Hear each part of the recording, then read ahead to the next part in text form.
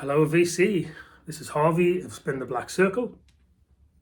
Hope everyone is well and doing good things. It is bucketing down here in the UK today. Raining cats and dogs as the British cliche goes, but so what better time than to hole out in the man cave, spin a few tunes and then talk to you, upload this video. So welcome. This is a January finds video. I'm going to stick to 10 albums because I purchased a lot more than 10 albums during January, despite kidding myself I was going to slow down. I've also bought some records during the start of February too, but let's stick to 10 because we don't want to be here all day and there's plenty of fodder for other videos that way. So let's start with the record for I went to my first VC meetup, actually, with great fun with David Atkinson, of David Atkinson Music and More. Rob Walker made the trip down for this record fair from up north in the UK, and then John 6-inch Pianist was there, as was Gav of Gav Axman Spins, and then Steve Whitty was there too. So we met up and went to Sutton Coldfield record fair, and paid for the a little bit more for the early bird entry to Sutton Coldfield record fair, and that was worth it because I picked up 2 Vertigo swirls. The first, unbelievably, was £35 for the Juicy Lucy debut LP on the Vertigo label, intact with the Vertigo swirl inner. I was convinced that for £35 there must be something wrong. Has it been buffed up with lighter fluid, or has it been, just scrubbed clean with something? But no, it's near mint and it plays fantastically. And what strikes me about these Vertigo swirls, if you get one in near mint or VG plus condition, is it's like a time capsule back to, in this case, 1969, because it's so well pressed. Amazing. Look, the music's what matters. Amazing British blues rock. But I just can't get this experience from streaming an LP like this. I'm sorry, I can't, nor on CD. And I had CDs for many years, but this just sounds fantastic. And to have this Vertigo swirl, it's not about onwards resale value to me. This is not leaving my possession unless someone steals it or I die until that day. So yeah, Juicy Lucy 1969, £35 at this record fair, more than paid for the early bird fee for that sort of bargain. Then the second Vertigo swirl I picked up again at that record fair was Valentine's Suite by Colosseum, £25, again intact with the Vertigo swirl in a second LP, wasn't it? Because I think the first was Those Who Are About to Die Salute You, which is an excellent album, but this was the first on Vertigo. Was this the first Vertigo swirl album ever? I think it might have been, but comment if I'm if I'm wrong. But anyway, jazz rock. One of the first notable British jazz rock bands, actually, Colosseum and Valentine's Suite. Again, I was holding my breath. Does it play through? Does it skip? Is it in terrible condition? No. It's not quite in as good condition as the Juicy Lucy album, but it's VJ Plus, certainly. And what a find for £25.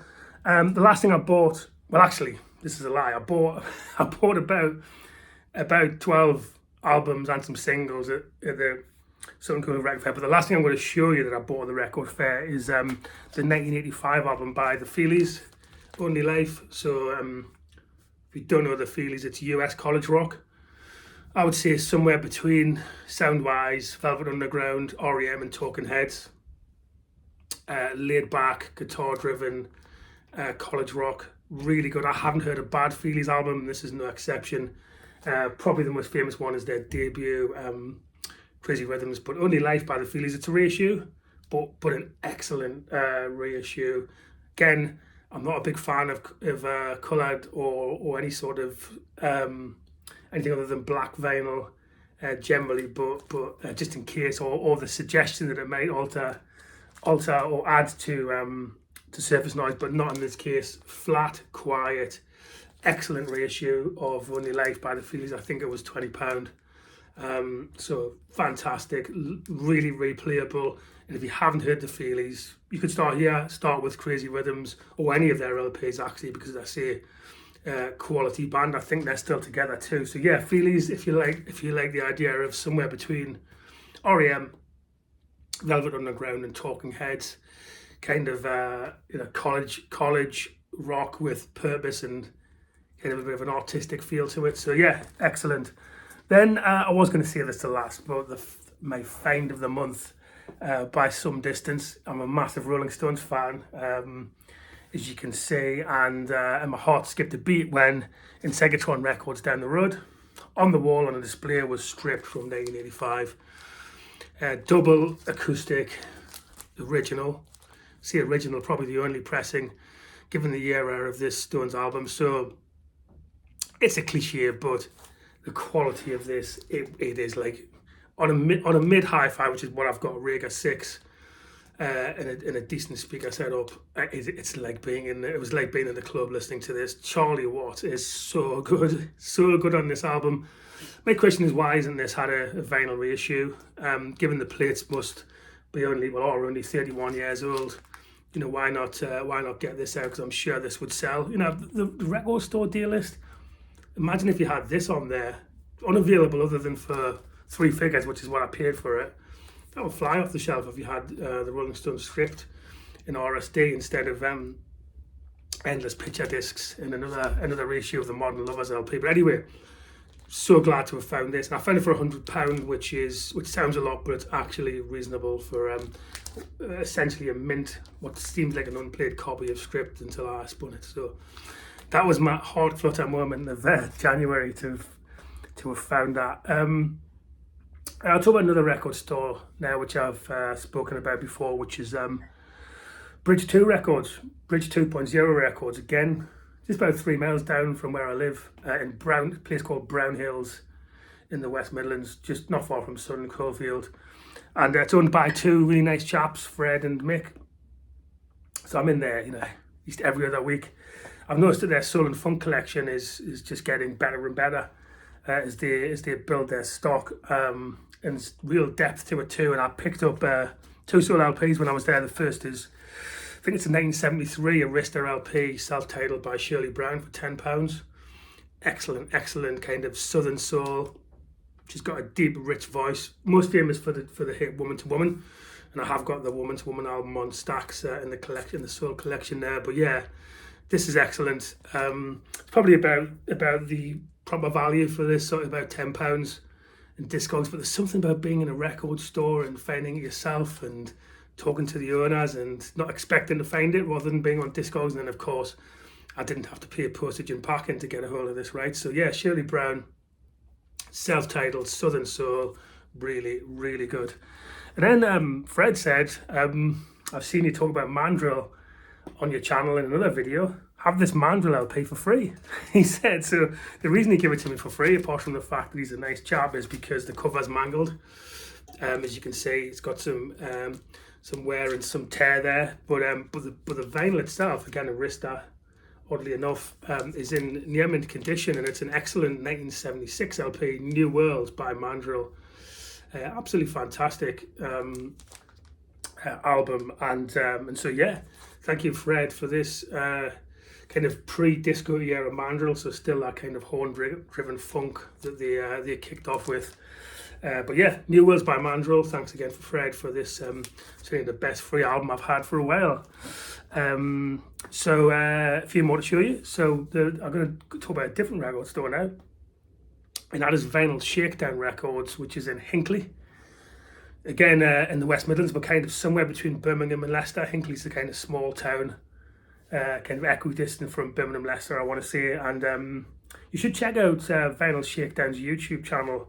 It's the shop's owned by a chap named Grant. Really nice chap. The shop's got a great vibe. You check out his YouTube channel, and it'll give you a flavour, if you live in the UK, of how good a record store he has at Vinyl Shakedown. It's kind of a mix of new sealed, but lots of second-hand used stock too, and really great and multiple genre. So I picked up again a few albums when I was there. I'm just going to show you one today, and that is the Sam Jones Quintet album Visitation, I think from 1975 from memory, and it's on the Steeplechase European jazz label, which you just don't see these Steeplechase LPs sitting in the UK on shelves very often.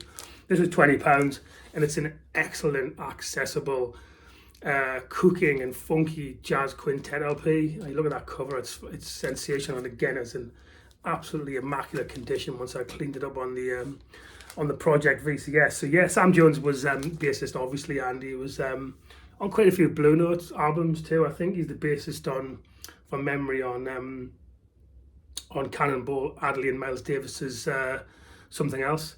But yeah, this is an excellent album. In fact, Seymour Steeplechase label LPs. Was it Danish or Norwegian? It's definitely a European label. But anyway, I'll be checking out, see if I can find more Steeplechase jazz albums, because this is so good, and the pressing quality as well as the music is excellent. Stick with jazz. I've been really impressed by the first 3 releases on the Time Traveller Muse reissue label. So that is the Jazz Detectives label that he's decided to pick up and gradually release some of those excellent 70s Muse albums. In the same way that you've got Tone Poets and Acoustic Sound Series and Impulse reissue and all analog high quality Stout Jacket jazz reissues. That's what Time Traveller are doing. And the first 3, I don't know if I've shown these on the channel before, the first 2 were excellent. Carlos Garnett's Cosmos Nuclear, which is kind of big band funky jazz. Then a kind of almost spiritual jazz of Kenny Barron's Sunset at Dawn, which was excellent. Then the 3rd issue before Christmas was Roy Brooks' The Free Slave. Probably the pick of the bunch for me was this Roy Brooks live LP. So another 2 have come out in January. I've only got one of the 2, but I will get the Joe Chambers and Larry Young Double Exposure album. But the one that I've picked up first of the 2 that have been released through Time Traveller and Muse albums is the Love Dance by Woody Shaw. What an LP this is. Funky, again accessible, heart-blowing jazz. The drummer, I don't know who it is on this, but it's amazing. Obviously Woody Shaw on trumpet. And there's 2 saxophonists on here too. But what an LP. It's a really well-rounded album. This would cost you a mint as an original pressing. But you know, these Muse Time Traveller reissues, they're about 35 UK pounds, 32 to 35. Stout Jacket, mastered by Matt Luthans. So on a par with what you'd expect from a Tone Poet, in terms of everything from the fact it comes in a rice paper and a sleeve, to the pressing quality, to the Stout Jacket, and then the careful selections of the Muse catalogue that are coming out.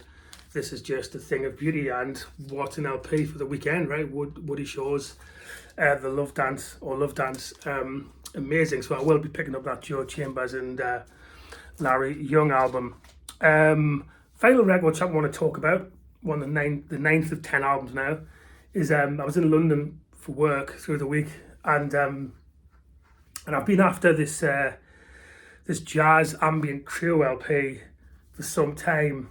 I was on the train on the way down, and I was thinking there must be a London. You can't get it anywhere in the Midlands. It's difficult to get on mail order. There must be somewhere in London, given the breadth of record stores that have this jazz trio ambient album that only came out last year. It seems to be difficult to get, and so there's a record in on Portobello Road.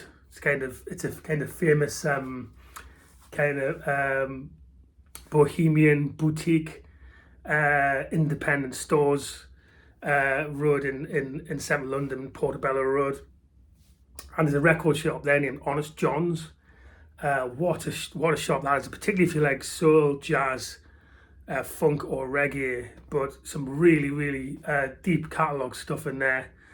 Some new pressings, but lots of old stuff too. And there it was in there. I looked it up on the train. I knew they had a copy, but there it was, the Cosmic Tones Research Trio's self-titled 2nd LP. Gorgeous ambient spiritual jazz. Quite cheap actually, £22 for a full album is a good price. But yeah, the Cosmic Tones Research Trio, I might put that in the comments in case you can't understand my accent. But if you like Matthew Halsall, if you like Alice Coltrane particularly, it's kind of really laid back, gorgeous ambient.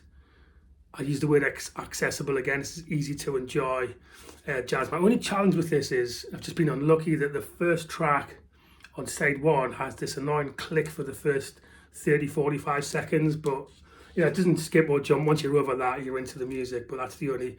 Hopefully, it's a one-off pressing floor, and if you buy this, you won't experience that. But or maybe it was en route in distribution. Maybe it happened then. But anyway, that aside, let's not be too picky. This is an amazing LP. The Cosmic Tones Research Trio, self-titled from 2025. What an album.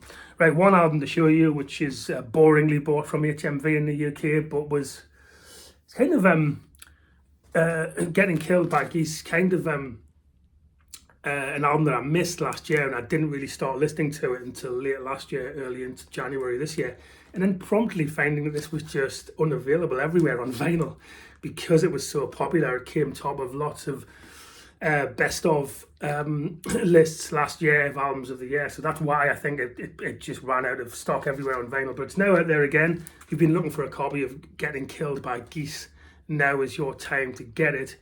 And it's art rock is what it is. They're a New York 4-piece band, guitar driven. There's a bit of television in there, there's a bit of talking heads, there's a bit of Strokes in there too, but more art than Strokes. But when I say art rock, it's also a kind of earworm tunes that after you've played it 2 or 3 times just pop up in your head. It's hard to describe in the sense that it's a wacky LP too, because of some of the decisions they make on instrumentation and production are just really out there. But yeah, it's fantastic. It deserves its reputation of one of the best albums of last year, even if I almost missed it entirely. But yeah, Getting Killed by Geese, sensational, and now back on vinyl. So there you have it. That's my 10 January finds, even though I bought a lot more than that. I will shortly be going back into my series of What Is the Fuss About, with a new another band or artist that I think deserves some attention and maybe flies under the radar. So the first one was Little Feat. I'll come back to you shortly on what the second act of What the Fuss About is. Until then, hope everyone is well. Take care of yourself, look after your health, and peace.